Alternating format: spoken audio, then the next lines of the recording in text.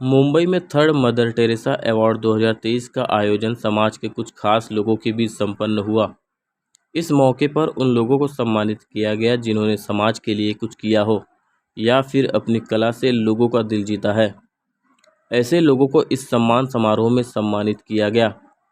उन्हीं में से एक है अभिनेत्री और समाज सेविका शिरीन फरीद, जिन्होंने अपनी कला और सोशल वर्क से लोगों का दिल जीता है। उन्हें भी इस मंच पर सम्मानित किया गया। सुनते हैं इस मौके पर अभिनेत्री शिरीन फरीद ने क्या कुछ कहा, ये आपको सुनाते हैं।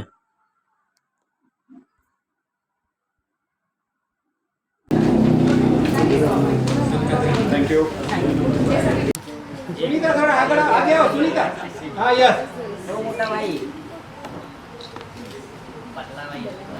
Okay. And social worker and thank you एडवर प्रेरणा जी, आपने मुझे इनवाइट किया और लवली गैदरिंग और आप सब लोगों से मुलाकात हुई और बहुत अच्छा लग रहा है आपके यहाँ पे, और स्पेशली सिस्टर्स को देख के, सबको देख के it's a great privilege to be here, so thank you so much.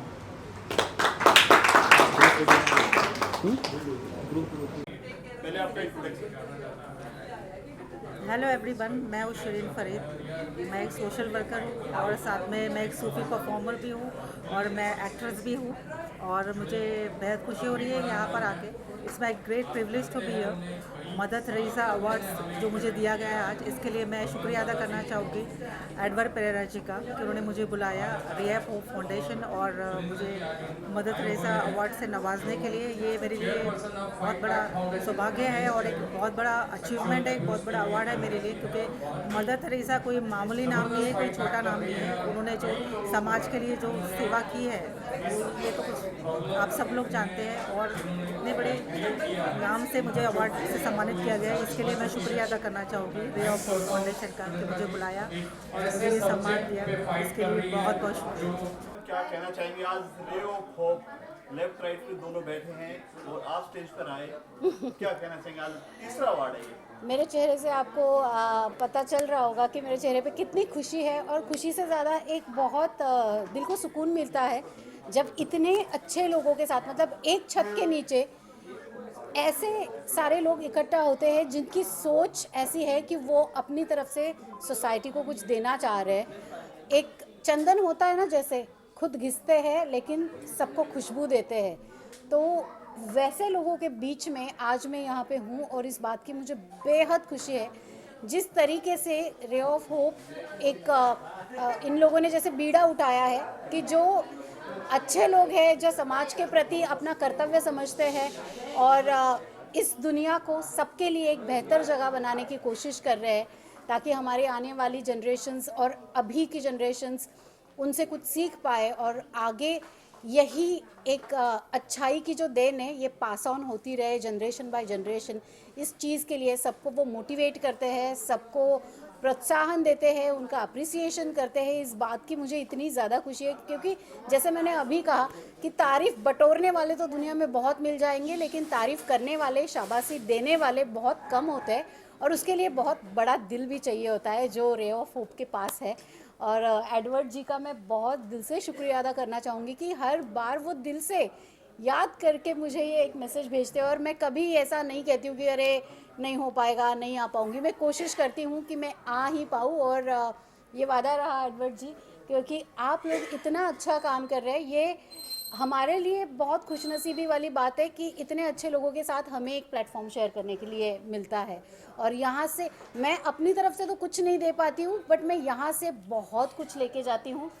एक कहते हैं ना कि संगत का असर जो होता है वो बहुत अच्छा होता है। तरबूजे को देख के खरबूजा भी रंग बदलता है। तो इन सब को देखकर मुझे लगता है कि जो सोशल वर्क में नहीं भी होंगे या जिन्होंने कभी सोचा भी नहीं होगा कुछ करने का, वो भी उनके साथ मिलकर कुछ करने की कोशिश करेंगे, और ये कड़ी ऐसे ही जुड़ती जाएगी।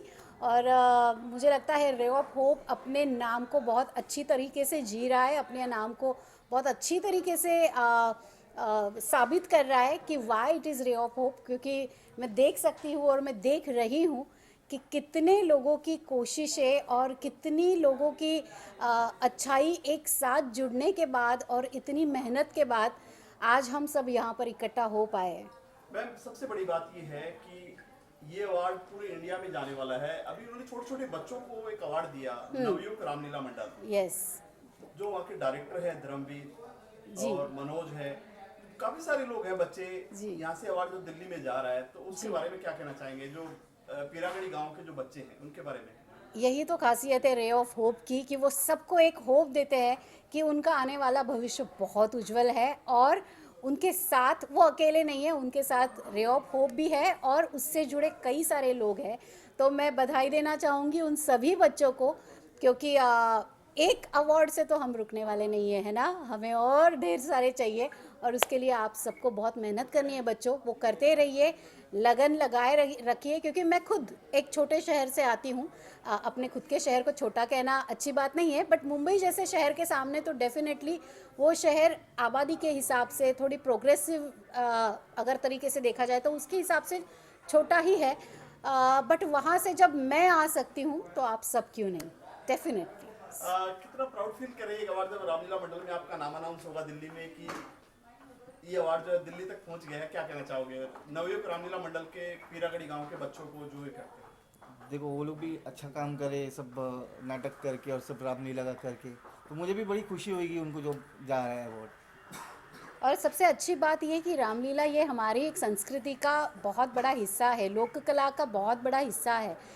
आजकल इतना सब कुछ वेस्टर्नाइज होते जा रहा है कि कहीं ना कहीं हम अपनी ही लोक कलाओं को पीछे छोड़ रहे हैं, जो कि अगर आप जैसे मंडल ये कोशिश करते हैं कि हम अपनी फोक कला को सबके सामने रख सके, उसकी लेगेसी हम आगे बढ़ा सके, तो ये बहुत ही खुशी की चीज़, खुशी वाली बात है। और इस चीज़ के लिए मैं आप सबको बहुत बहुत धन्यवाद देना चाहूँगी और बधाई अभी। आपको अगर मंडल में बुलाते हैं तो इनवाइट अगर मिलता तो आप जाएंगे रामलीला? बिल्कुल बिल्कुल, क्योंकि मेरे नसीब में आज तक रामलीला में जाना आया नहीं है।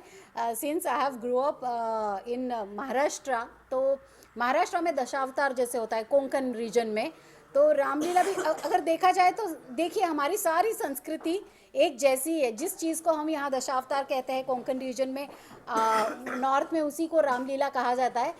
सबके कला के नाम अलग है, बट कला का स्रोत जो है वो एक ही है।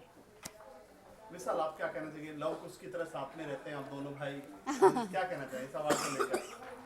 सॉरी, अब लास्ट बार आप पानी मिल सकता है प्लीज?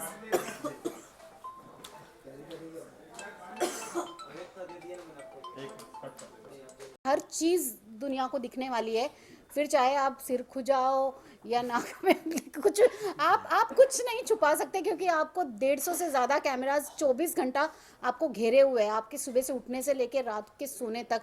तो मुझे नहीं लगता है कि हर किसी में वो हिम्मत है कि उन कैमरास के बीच में जाके अपने आप को इस तरीके से पूरी दुनिया के सामने एक्सपोज करे। तो उस चीज़ के लिए भी बहुत हिम्मत चाहिए, और जो उस शो में जाते हैं सच में उन सभी का, मतलब इंक्लूडिंग माई सेल्फ, उन सभी का सच में मैं बहुत ही उन्हें अप्रिशिएट करना चाहूँगी कि इतनी हिम्मत वो रखते हैं। That's a big thing. Big boss में या तो आदमी जो घर में एक बर्तन नहीं उठाता वहाँ टॉयलेट तक साफ करता है, ऑफ कोर्स करना पड़ता है।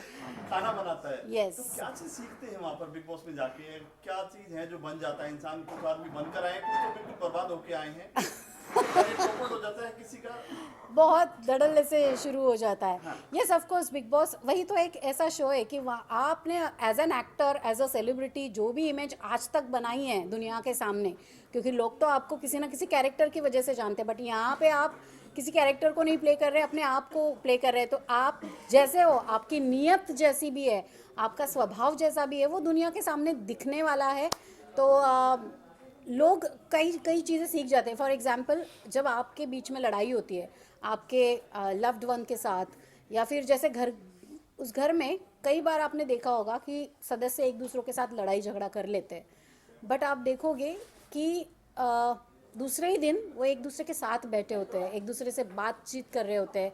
अगर किसी के घर से कोई संदेशा आता है, किसी के घर से कोई चीज़ आती है, या फिर कोई दुखी होता है, घर होम सिकनेस किसी को हो रहा है, तो सब मिलके एक दूसरे का साथ देते हैं। वहाँ की लड़ाइयाँ इतनी मतलब ये सिखाती है आपको कि अरे यार जब एक छत के नीचे ही रहना है तो इस लड़ाई को लंबा खींचने से क्या मतलब है। लड़ेंगे भी लेकिन जब ज़रूरत पड़ेगी एक दूसरे के साथ भी खड़े रहेंगे। So that's the beautiful thing of that house. आखिरी सवाल, शिव ठाकरे के बारे में क्या कहना चाहोगे आप? अरे शिव तो मेरा भाई है ऑफ कोर्स, और मैं बहुत खुश हूँ जिस तरीके से उसने पूरी जर्नी तय की है। वो हिंदी बिग बॉस में जाने से पहले हमारी कई बार बातचीत होती थी कि कैसे ये उसका सपना है और कैसे वो जीना चाहता है। तो आई एम वेरी ग्लैड कि वो अपना सपना जी कर आया उस घर में, और सिर्फ सपना जी कर ही नहीं आया, अपना सपना पूरा करके भी आया। तो क्या हुआ कि जो एक ट्रॉफी नुमा चीज़ है वो उसके हाथ नहीं लगी, बट उसके बदले में उसने जो पाया है वो आप सभी जानते हैं कि उसने कितना प्यार पाया है जनता से। मैं भी सीज़न 12 में जब गई तो वहाँ मुझे ट्रॉफ़ी नहीं मिली। एक ट्रॉफ़ी ऑलरेडी घर पे है मराठी बिग बॉस की, हिंदी बिग बॉस की आते आते रह गई, बट कोई बात नहीं। कई बार है ना, ट्रॉफ़ी से बढ़कर भी कई सारी चीज़ें होती है, आप जो रिस्पेक्ट हासिल करते हो।